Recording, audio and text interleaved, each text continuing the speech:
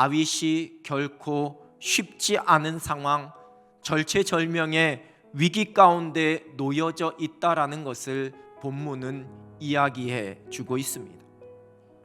개역개정 성경은 나는 가난하고 궁핍하오니로 번역하지만 예전 개역 한글판 성경에서는 나는 곤고하고 궁핍하오니 이렇게 번역합니다.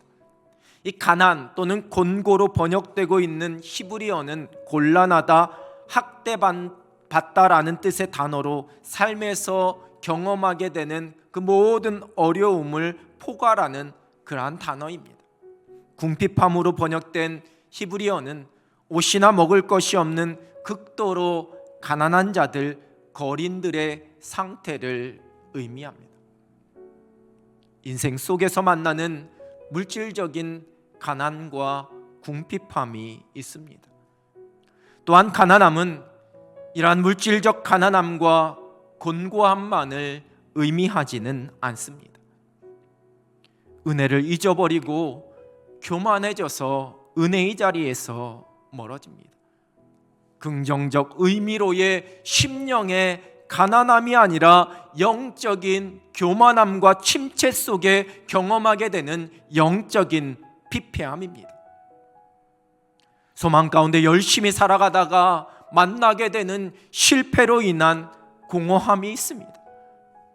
삶 속에 짊어진 수많은 삶의 무게들이 우리를 곤고하게 합니다. 뜻하지 않은 육신의 연약함, 질병을 만났을 때 경험하는 가난함이 있습니다.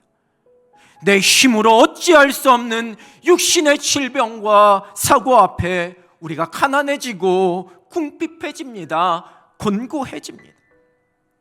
믿지 않는 사람들의 형통함과 부유함과 평안함과 강건함, 그와 대조적으로 하나님의 자녀들이 곤고한 일을 당하게 될 때 느끼게 되는 그러한 가난함도 있습니다. 다윗은 이러한 가난하고 궁핍한 상황 속에서 하나님 앞에 기도합니다. 다윗은 가장 먼저 하나님의 긍휼을 구하는 기도를 드립니다. 하나님의 은혜를 구하며 기도합니다.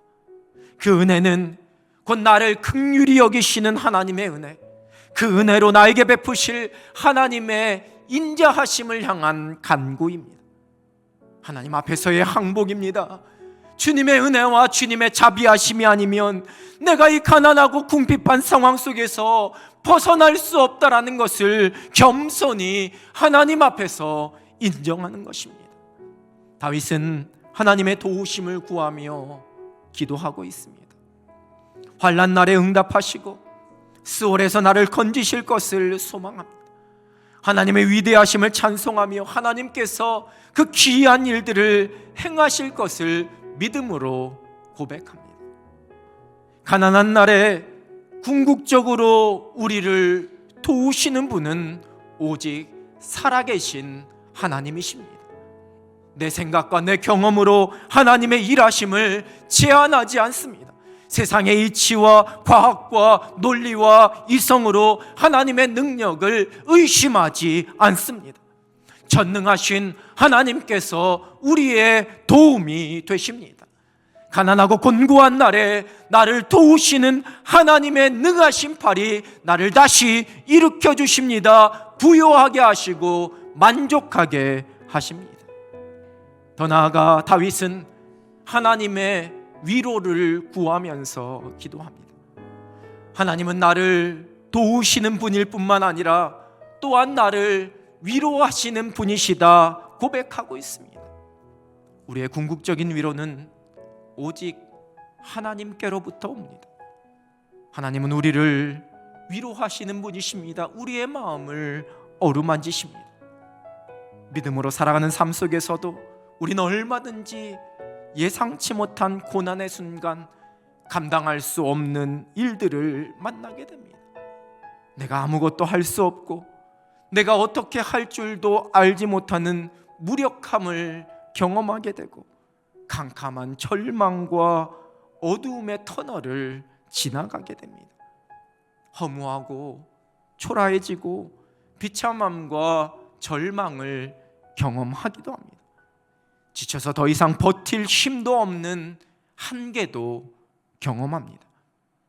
그러한 가난함 속에 하나님께서 우리를 찾아오십니다.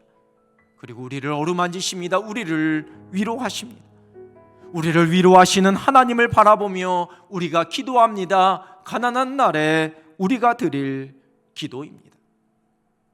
믿음으로 살아가는 인생 속에도 가난은 찾아옵니다. 가난이 아픔과 고통이지만 때로는 하나님을 깊이 경험할 수 있는 은혜의 시간이 되기도 합니다.